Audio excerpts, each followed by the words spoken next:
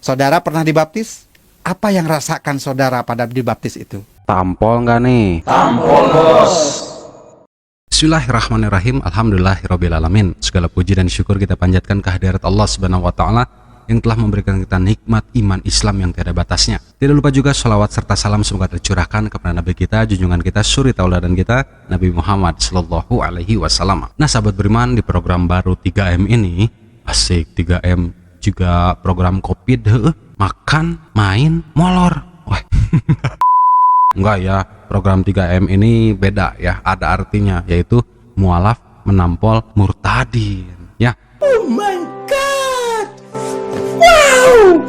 Karena begitu banyak murtadin menyelewengkan ayat-ayat Al-Quran ya, menjadikan Nabi Isa ini sebagai Allah di dalam Al-Quran. Maka dari itu program ini tercipta untuk menangkal, untuk menampol para murtadin yang berlagak seperti itu. Banyak yang ngaku-ngaku, oh saya kiai, oh saya ustadz, oh saya guru pondok pesantren, oh saya ini Islam garis keras, oh saya ini. Nah, kentut yang kayak gitu semua ya. Kentut. Gua gak bakal ganggu hidup lo lagi. Giliran ditanya Al-Quran, hulang-hulang ditanya Al-Ikhlas. Al-Ikhlas itu apa ya? Aduh. Maka dari itu, insya Allah program ini akan terus jalan. Sahabat beriman, jangan lupa subscribe-nya, nyalakan notifikasinya biar nggak ketinggalan info-info terbaru atau kisah-kisah terbaru murtadin yang siap ditampol oleh sang mu'alaf. Wais, duh astagfirullah, sombong ya saya ya. Tapi nggak apa-apa, sombong kepada orang sombong adalah sedekah. Asik. Puas. Nah, sahabat beriman, kali ini murtadin ini datang dari kota saya ya, kota Kembang, Bandung, yang katanya si bapak ini ya, bisa lihat di belakang, adalah seorang murtadin yang mengaku sebagai guru ya, pendidik di salah satu pondok pesantren. Tapi ini ceritanya cukup menggiurkan hati saya gitu ya, sampai-sampai ingin murtad kembali. Iya, amit-amit ya.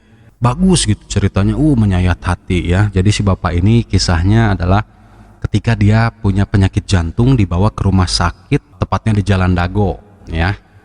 Teman-teman bisa kesana lah ngecek gitunya, tapi ada naon terpenting. Nah, si bapak ini bercerita bahwa dia masuk ruang ICU katanya, masuk ruang ICU karena jantungnya bocor, jantungnya biru katanya. Setelah si bapak ini di sana, lalu bertemu dengan, bukan bertemu ya, di sebelahnya ada juga pasien yang sama sakit jantung. Lalu si bapak ini katanya mendengar si ibu itu selalu melantunkan puji-pujian katanya ya ke pasien yang di sebelahnya katanya ya, sebagaimana lagunya kita dengarkan. Asik ya, jadi nurutan si bapak yang ngomong nanya, lagunya ini cukup apa ya, jadi memorable. Asik, memorable ya, pernah saya nyanyikan dulu ya ketika di depan jemaat. Asik.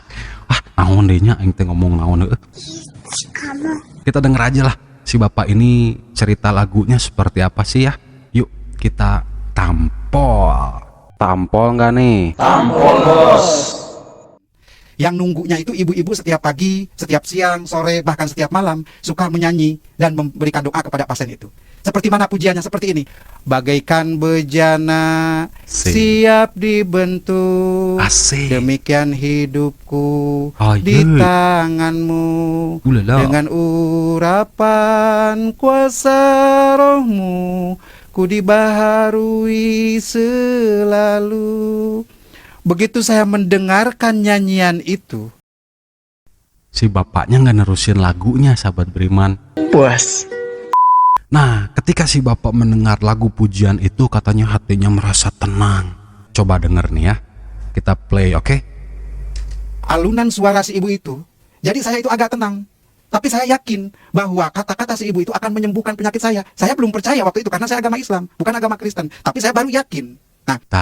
Ya, ini jadi pelajaran buat kita sahabat beriman. Bukan masalah rumah sakitnya. Harusnya sebagai umat muslim, apalagi ini seorang pendidik ya, seorang pengajar di salah satu pondok pesantren Kota Bandung, harusnya tahu ketika sedang sakit apa yang harus dilakukan. Ketika sedang masuk ke ruang ICU, mun sadar keneh, mun inget keneh, apa yang harus dilakukan. Ini pelajaran buat kita. Yang pertama, zikir. Langsung zikir subhanallah walhamdulillah wala ilaha illallah subhanallah walhamdulillah wa la ilaha illallah wallahu akbar. Betul nggak? Yang kedua, istighfar. Astagfirullah Robbal baroya, astagfirullah minal khataya, astagfirullah Robbal baroya, astagfirullah minal khataya. Kan ngeunaheun paeh gitu penasaran. Yang ketiga, sholawat. Allahumma sholli ala Muhammad ya Rabbi sholli alaihi wasallim. Allahumma sholli ala Muhammad ya Rabbi sholli alaihi wasallim. Rabbi fanfana bibarakatihim wahdinal husna bihurmatihim. Rabbi fanfana bibarakatihim wahdinal husna bihurmatihim. Kan enak, bener nggak? Paeh gitu penasaran ya. Yang keempat, baca Quran. Kan udah tahu seorang guru, seorang pendidik, seorang pengajar, ustadz, bahkan dia ngomong sendiri harusnya tahu. Da teu hese mun ngarti, mun bener si bapak ya guru pesantren ya. Da teu hese atuh ya. A'udzubillahi minasyaitonir rajim. Bismillahirrahmanirrahim. Allahu la ilaha illa huwal hayyul qayyum la ta'khuzuhu sinatun wa la nawm lahu ma fis samawati wa ma fil ard man zal ladzi yasfa'u indahu illa bi izni ya'lamu ma baina aydihim wa ma khalfahum wala yuhitunna bisyai min ilmihi illa bima syaa wasi'a kursiyuhu samawati wal ard wala yauduhu hizzuhuma wa huwal aliyul azim. Sadaqallahul azim. Golepak paeh nah, surga. Yang kelima, pesan karangan bunga. Bukan ya, yang kelima jangan didengar. Tuh harusnya 4 ini. Kan bisa si bapak ini merasa tenang minta istrinya, mah bacain sholawat dong, mah bacain Quran dong. Betul nggak? Kalau kadi dengekeun pan aneh. Betul nggak? Kurang kumaha Allah mah memberikan nya dalam Quran. Rasulullah mengajarkan teu diturutan, curiga lain guru atau pendidik pesantren ya mah euy. Tapi ya inilah ya sahabat beriman ya. Murtadin ini rata-rata ya teman-teman nilai sendiri ya, jangan saya ngomong. Oke? Tampol nggak nih? Tampol bos. Langsung di situ udah 2 hari kemudian pasien sebelah saya itu meninggal. Oh, berarti saya juga akan meninggal. Karena orang jantung itu jarang hidup kembali kalau udah masuk ICU. Tapi saya waktu di dalam ICU itu sadar tetap gitu, mendengarkan pujian si ibu. Nah udah langsung gitu saya bilang, Bu tolong doakan saya Bu. Si ibu jawab, Pak saya orang Kristen, kan Bapak orang Islam. Saya bilang nggak apa-apa, yang penting saya sembuh Bu. Didoakan, langsung si ibu itu naruh tangan di dalam dada saya sambil berdoa, di dalam nama Tuhan Yesus Kristus kamu akan sembuh. Di situ penyakit saya itu bukan hilang, tapi rasanya agak sedikit mengurang. Langsung di situ saya pelajaran lagi buat kita ya. Si ibu goib ini kan nggak tahu ya siapa ya, makanya si ibu goib ini kan ngomong, si bapaknya kekeh gitu ya, Pak Bu doakan saya Bu. Si ibunya ngomong jelas nih, aduh saya kan Kristen Pak, bapak kan Islam. Ngerti si ibu si berdul teh kekehnya minta doakan supaya sembuh. Seperti yang tadi saya bilang, mun bener guru pendidik pesantren, apalagi dia nyebut dirinya ustadz gitu, harusnya tahu minta pertolongan ke siapa. Allahus somad, Allah tempat meminta segala sesuatu. Teu diamalkeun. Iya kumaha. Awas ya, jangan diturutan sahabat beriman di rumah ya. Kade gitunya, nu kieu nya kaditu kadieu gitu ya. Kakaler kakidul cari tanah. Tampol nggak nih? Tampol bos. Nah, udah 2 hari kemudian saya pas jatuh mau dioperasi, si ibu itu datang kembali. Kata si ibu itu kepada saya, "Pak, jangan takut, harus tenang, Tuhan pasti tolong." Tapi si ibu sebelum pulang menyimpan aqua di depan saya itu. Saya minum itu aqua, berkurang, saya dibawa ke lab, langsung dokter memutuskan saya tidak jadi dioperasi, sekaligus saya sembuh. Puji Tuhan, luar biasa. Baru doa, baru pujian yang dilemparkan ke badan saya udah sembuh total. Apalagi saya bilang kalau mengikutinya. Nah, pada saat itu gancang ceritanya saya langsung pulang ke rumah karena tidak jadi dioperasi. Gancang ceritanya ya. Sembuhnya bukan dalam nama Tuhan Yesus. Tadi kan si bapaknya bilang di dalam nama Tuhan Yesus bapak sembuh cenah. Tapi si ibu datang lagi 2 hari kemudian bawa aqua. Sembuhnya bukan karena dalam nama Yesus tapi karena aqua. Teu nyambung gitu caritana gitu nya, biasalahnya ai efek kucubung keneh mah kieu gitu nya, hampura we nya ieu.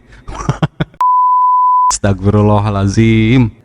Sembuhnya bukan karena doa di dalam nama Yesus. Tapi si ibu nyimpen aqua cenanya terus diinum ku si bapana, berkurang akhirnya operasinya terjadi cenanya. Aya naon ya dina aqua na asyiknya. Tampol enggak nih? Tampol, Bos. Langsung di situ saya nyari itu alamat si ibu itu, cuman waktu itu saya lupa minta alamat si ibu itu, padahal masih orang Bandung dia. Tapi nggak ketemu sampai saat ini. Nah, di situ saya langsung berpikir gimana caranya, karena saya itu guru atau ustadz di salah satu pondok pesantren, nggak mungkin lah saya bisa didemo. Tah ya, dengerin bahwa dia adalah guru dan ustadz. Ketika mencari alamat tidak mungkinlah didemo. Asli demi Allah saya teh lieur sabar kali muter video ieu naon gitu tah. Nggak mungkin seorang guru atau ustadz didemo. Pedah naon. Astagfirullah. Ya inilah murtadin menggunakan 1000 macam cara ya sahabat untuk meluluhkan hati seseorang. Asiknya. Tentu. Ada satu kenikmatan yang mengikuti ajaran Tuhan Yesus Kristus, ada satu keistimewaan yang kita rasakan pada saat kita dibaptis. Saudara pernah dibaptis? Saya pernah dibaptis, Pak. Emang kunaon, Pak? Cing, cerita. Apa yang rasakan saudara pada dibaptis itu? Jujur, Pak, jujur ya. Punten nih, jujur. Ketika saya dibaptis dulu, mata saya ini perih, Pak. Perih, seperih-perihnya teu bisa bentak, teu bisa molotot, Pak. Pendetanya nyolok mata saya, Pak. Kan di kieu ya. Tutup ya nya, ditutup si irung teh ku lap teh nya, ku handuk baseuh teh. Tangannya satu ka dieu, Pak ya, ke panon saya nya. Duanana malah jeung jempolna kacolok. Saya inget keneh sorana denger, "Kami baptiskan engkau dalam nama Bapa, Anak dan Roh Kudus." Cemplungkeun saya teh, Pak. Asli eta irung kabesekan, tikoro lehoan, ceuli congean, kabulusan. Bayangkeun, Pak. Baju baseuh, celana baseuh, kolor baseuh, kabulusan, Pak. Wah, ngeburi gidig udah tiris seueuh. Angin ngagelebuk tarik, tah eta, Pak. Kumadinya welah. Itu mah secara fisik ya sahabat beriman ya. Tapi kalau secara rohani ya nya, karena si bapak ieu nanya ku saya dijawab. Secara rohani dulu ya nya, ketika saya dibaptis, yang saya rasakan bahagia gitu karena bisa menerima Yesus sebagai Tuhan dan juru selamat, ingin berjalan bersama Yesus gitu ya. Jalan serta Yesus, jalan sertanya setiap hari, jalan serta Yesus selamanya. Jalan dalam surga, jalan dalam gitulah nya, dan dinyanyikan gitu. Cing, ai bapak kumaha. Pengalaman saya waktu saya dibaptis. Saya dibaptis oleh 2 pendeta. Ya, langsung begitu turun, masuk ke kolam baptisan, saya dibaptis. Begitu ditenggelamkan, saya katanya pingsan. Lain pingsan kaperempenan. Gaskeun deui. Padahal saya bukan pingsan, dibawa salah satu orang, tapi yang saya nggak kenal, ke satu tempat yang luar biasa indahnya. Burung-burungnya, air-airnya, taman-tamannya indah sekali. Nah, pada saat itu saya pingsan katanya karena waktu dibaptis itu. Nah, di situ saya sama satu orang yang tidak dikenal itu dikasih kenang-kenangan atau dikasih bingkisan, sampai saat ini belum ketemu. Apa sih artinya itu? Nah, udah begitu, langsung saya, namanya pendeta yang satu udah agak tua, yang satu juga walaupun muda dia gemuk, saya badan gede, langsung ditarik dari kolam baptisan ke atas karena saya pingsan, ya kayak ngangkat karung gitu, gitu kan. Jadi Kebayang lagi pingsan, inget gitu kayak karung dirinya tuh ya, diangkat jadi badan biru-biru. Orang pingsan macam apa yang seperti ini? Orang pingsan merasa dirinya seperti karung waktu diangkat dari kolam, cenanya badannya biru-biru. Aneh gitu ya, cerita naon gitu. Astagfirullah. Kita lanjutin ke sesi selanjutnya lah ya. Nuk mah aduh saya nggak bosan, nggak ada yang enak ya. Kita lanjutin, ada satu yang menarik sahabat beriman.